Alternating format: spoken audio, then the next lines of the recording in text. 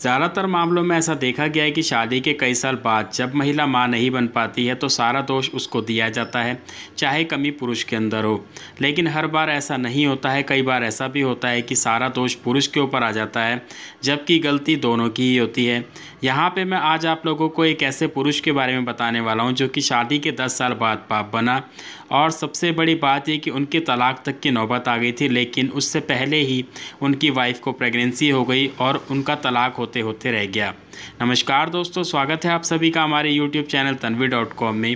दोस्तों, आज की वीडियो में आप लोगों को एक ऐसे मेल के बारे में बताने वाला हूं जिन्होंने कई साल तक इसके लिए बहुत ज़्यादा कोशिश की और उनको कहीं से कोई सफलता नहीं मिल पा रही थी। बहुत सारे पैसे ख़राब किए, टाइम भी ख़राब किया और अंत में नतीजा ये था कि तलाक होने वाला था कि एक दिन इन्होंने हमारी वीडियो देखी, हमसे कांटेक्ट किया। उसके बाद मैंने कुछ इनको टिप्स दी और उन टिप्स को इन्होंने पूरे विश्वास के साथ फॉलो किया और रिज़ल्ट आज आपके सामने है। इनको क्या प्रॉब्लम थी और इन्होंने कौन कौन से टिप्स को फॉलो किया, आप ये सब जानना चाहते हैं तो वीडियो के आखिरी तक बने रहें ताकि आप एक एक चीज़ को सही तरीके से जान सकें। वीडियो पसंद आया तो वीडियो को लाइक करें, ज़्यादा से ज़्यादा शेयर करें ताकि और लोगों की भी मदद हो सके। चैनल पे नए हैं तो चैनल को सब्सक्राइब कर लें। तो चलिए शुरू करते हैं। दोस्तों, ये जो मेरे सब्सक्राइबर हैं, इनकी शादी हुई थी करीब 2010 में और उस दौरान इनकी वाइफ पढ़ाई कर रही थी, जॉब के लिए तैयारी कर रही थी। तो उस दौरान वो प्रेगनेंसी के लिए तैयार नहीं थी, तो इन्होंने करीब 2 साल तक काफ़ी ज़्यादा परहेज़ किए प्रेगनेंसी के लिए। इन्होंने प्रेगनेंसी को अवॉइड करते रहे और उसके बाद जब घर वालों और रिश्तेदारों ने इन पे दबाव बनाना शुरू किया, बोलना शुरू किया कि 2 साल हो गए अभी तक आप लोगों ने कोई गुड न्यूज़ नहीं दी, तो इनके ऊपर जब प्रेशर पड़ा तो इन्होंने सोचा कि लगता है कि अब हमें ट्राई करना चाहिए। और उसके बाद जब इन्होंने ट्राई किया तो इनको प्रेगनेंसी नहीं हो रही थी। यहाँ पे दोस्तों एक चीज़ बताना चाहूँगा कि जब भी किसी की शादी होती है तो पहली प्रेगनेंसी को बिल्कुल भी अवॉइड ना करें। और पहला जो 1 साल होता है उस 1 साल में बिल्कुल किसी भी तरीके का कोई प्रोटेक्शन, कोई भी परहेज़ नहीं करना चाहिए। और अगर आप पहली प्रेगनेंसी में डिले कर देंगे तो आगे आने वाली प्रेगनेंसी की संभावनाएं कम हो जाएंगी और इसी कारण से महिलाओं में इनफर्टिलिटी की समस्या बढ़ जाती है। हार्मोन्स इम्बैलेंस हो जाते हैं और भी बहुत सारी परेशानियां आनी शुरू हो जाती है। और इनके साथ भी यही हुआ कि जब इन्होंने ट्राई करना शुरू किया तो प्रेगनेंसी नहीं हो रही थी। तो उसके बाद इन्होंने डॉक्टर से कॉन्टैक्ट किया तो डॉक्टर ने टेस्ट वगैरह करवाया। डॉक्टर ने बताया कि आपकी वाइफ के हार्मोन्स इम्बैलेंस हो गए हैं और एक बार आप भी अपना टेस्ट करवा लो। तो इनका टेस्ट करवाया तो इनका स्पर्म काउंट कम था और पस सेल्स ज़्यादा थी। उसके बाद डॉक्टर ने इनको बोला कि आप दोनों का ही ट्रीटमेंट चलेगा और इसमें थोड़ा लंबा टाइम लगता है, आपको पेशेंस रखना होगा। तो इन्होंने कहा ठीक है, ट्रीटमेंट करवाएंगे। तो इन्होंने ट्रीटमेंट शुरू किया। लेकिन फ्रेंड्स, आप लोगों के साथ भी अक्सर ऐसा होता होगा कि जब प्रेगनेंसी नहीं हो पाती है तो आसपास के लोग आपको रोज़ किसी न किसी बहाने से, किसी न किसी बात पे आपको बोलते ज़रूर हैं। तो इससे क्या होता है कि एक मोटिवेशन ख़त्म हो जाता है। आपको मोटिवेट नहीं करेंगे, आपको डीमोटिवेट कर देंगे, जिससे कि आपका मन नहीं लगेगा इलाज में, किसी काम में आपका मन नहीं लगेगा, आपका स्ट्रेस बढ़ता ही रहेगा और हमेशा आप उसी चीज़ को लेकर के सोचते रहते हैं। तो इनके साथ भी यही हुआ। शुरुआत में 1-2 महीने इन्होंने लग कर के इलाज कराया और हुआ क्या कि जो इनकी जो वाइफ़ है, उनकी फ्रेंड्स वगैरह, उनके रिश्तेदार जो उनको मिलते थे वो उनको बोलते थे। और इनके जो फ्रेंड्स थे, इनके जॉब पे जहाँ ये जॉब करते थे आसपास के लोग, तो मतलब दोनों को ही कोई ना कोई कभी ना कभी बोलता ही रहता। इस कारण से दोनों हमेशा स्ट्रेस में रहते थे। इनका क्या था कि पहले कभी कभार ओकेजनली ड्रिंक करते थे, लेकिन अभी क्या था, इस टेंशन की वजह से इन्होंने रोज़ाना ड्रिंक करना शुरू कर दिया। फ्रेंड्स, यहाँ पे आपको एक चीज़ बताऊंगा कि जब कोई भी मेल यानी कि कोई भी पुरुष रोज़ाना ड्रिंक करेगा, ज़्यादा मात्रा में ड्रिंक करेगा, तो इससे क्या होगा, उसकी बॉडी में ईस्ट्रोजन का लेवल बढ़ता है। और ईस्ट्रोजन एक फ़ीमेल हार्मोन है जो कि मेल में नहीं बढ़ना चाहिए। इस कारण से क्या होता है कि उनकी जो है इनफर्टिलिटी यानी कि पुरुष बांझपन की समस्या और ज़्यादा बढ़ जाती है। इनकी रिपोर्ट ऑलरेडी ख़राब थी, जैसे कि बता चुका हूँ, लेकिन ड्रिंक करने की वजह से वो और ज़्यादा ख़राब हुई।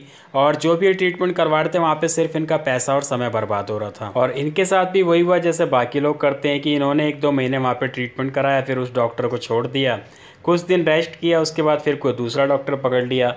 इस तरीके से जो भी इनको जहाँ बोलता था वहाँ इलाज कराते थे। करते करते इनका भी काफ़ी लंबे समय बीत गया। और इस दौरान जब ज़्यादा प्रेशर बढ़ने लगा तो जो इनकी वाइफ़ है, उनके घर वालों ने बोला कि ऐसा है कि तुम इनको तलाक दे दो और हम तुम्हारी दूसरी शादी करवा देंगे।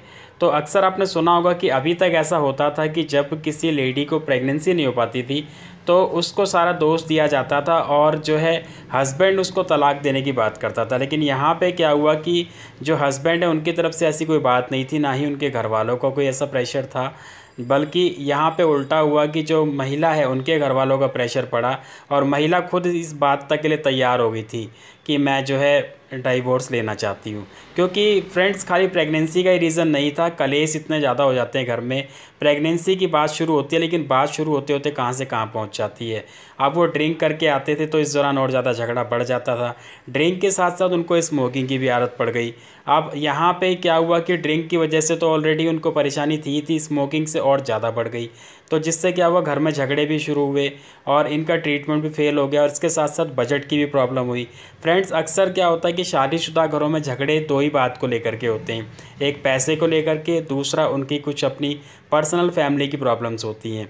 तो यहाँ पे इनके साथ भी एक हुआ, प्रेगनेंसी को लेकर के स्ट्रेस तो था ही था, नशा भी करने लगे, उसके बाद बजट की प्रॉब्लम होने लग गई। तो इस तरीके से झगड़ा बहुत ज़्यादा बढ़ गया तो तलाक की नौबत आ गई थी। तो ऐसे ही ये यूट्यूब पे देख रहे थे वीडियोस, एक दिन हमारा वीडियो इनके सामने आया, इन्होंने जो है उसको देखा, उसके बाद इन्होंने मुझे मेल किया, फिर मुझसे बात की। तब जो है मैंने इनकी सारी प्रॉब्लम सुनने के बाद फिर मैंने इनको जो है कुछ अपनी टिप्स बताई और मैंने इनको यही बोला था, देखिए अगर आप फॉलो करना चाहते हैं, अगर आप चाहते हैं रियल में कि आपको रिज़ल्ट मिले, पूरे विश्वास के साथ फॉलो करें। और अगर आप पहले की तरह करना चाहते हैं कि बार बार डॉक्टर बदलना, तो इस तरीके से आप मेरी टिप्स को फॉलो ना करें।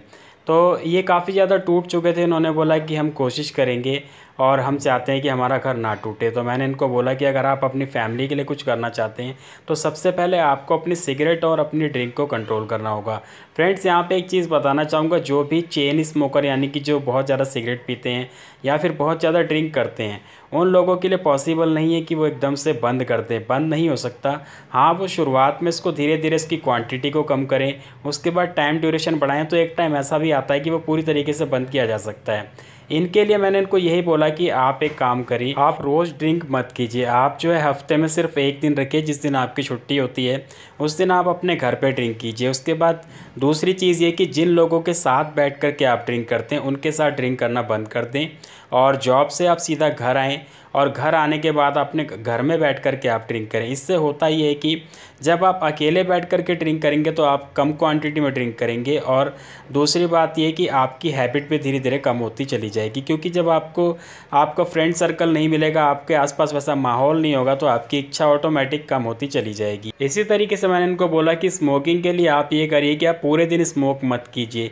जब आप ऑफिस से निकलते हैं, बाहर आते हैं या फिर घर पे आते हैं, तब एक दो बार कर लें, तो उससे आपको काफ़ी ज़्यादा हेल्प मिलेगी इसको कम करने में। दूसरी चीज़ जो मैंने इनको बताई थी, वो मैंने इनको बताया था 5 छुआरे, यानी कि जो खजूर होता है सूखा हुआ, वो 5 खजूर सूखे हुए रात को 1 गिलास दूध में डाल करके अच्छी तरीके से उबाल लेने हैं।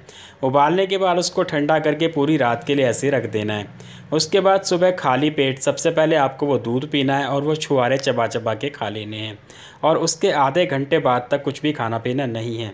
दोस्तों, ये जो है नुस्खा, ये एक यूनानी नुस्खा है और ये मुझे एक हकीम जी ने बताया था। बहुत ही अच्छे हकीम थे, वो इस दुनिया में नहीं हैं और उनका इतना अच्छा एक्सपीरियंस था कि वो नब्ज़ देख करके पूरा एमआरआई कर देते थे बॉडी का। आप एमआरआई करवा के चले जाइए बिना रिपोर्ट के, आपको सेम सारी चीज़ें वो नब्ज़ देख करके बता देते। ये जो नुस्खा है दोस्तों, ये काफ़ी तेज़ी से स्पर्म काउंट को बढ़ाता है और स्पर्म में जो पस सेल्स की समस्या है ना, उसको काफ़ी तेज़ी से ठीक करता है। ये आजमाया हुआ नुस्खा है, ये मैंने बहुत सारे लोगों पे आजमाया और सबको इसका पॉजिटिव रिजल्ट मिला है। सबसे बड़ी बात ये कि बहुत ही ज़्यादा सस्ता पड़ता है और इसमें कोई साइड इफ़ेक्ट नहीं है। तीसरी टिप मैंने इनको बताई थी चूना। दोस्तों, चूना जो पान में खाया जाता है, 2 रुपये का पैकेट आता है, बहुत ही सस्ता है और मात्र 1 गेहूं के दाने के बराबर चूना मैंने इनको बोला था खाने के लिए। उसको खाने का तरीका मैंने इनको बताया था, चाहे दाल में मिला के खा लें या दही में मिला करके खा लें या फिर सब्जी में, जैसे भी खाना चाहें, पानी में लेकर के भी खा सकते हैं उसको। तो अगर आप लोगों को भी कोई ऐसी प्रॉब्लम है तो आप भी इसका इस्तेमाल कर सकते हैं। और कभी भी आपको ये ध्यान रखना है कि चूने को डायरेक्ट नहीं खाना है, या तो आप पानी में डाल करके लें या फिर दाल में या फिर दही में, इस तरीके से आप इसको ले सकते हैं। ये जो नुस्खा है दोस्तों, काफ़ी तेज़ी से स्पर्म काउंट को बढ़ाता है, उसकी मोटेलिटी को भी इम्प्रूव करता है और जिन लोगों के स्पर्म क्वालिटी ख़राब है यानी कि मॉर्फोलॉजी की प्रॉब्लम है, उसको भी बहुत तेज़ी से ठीक कर देता है।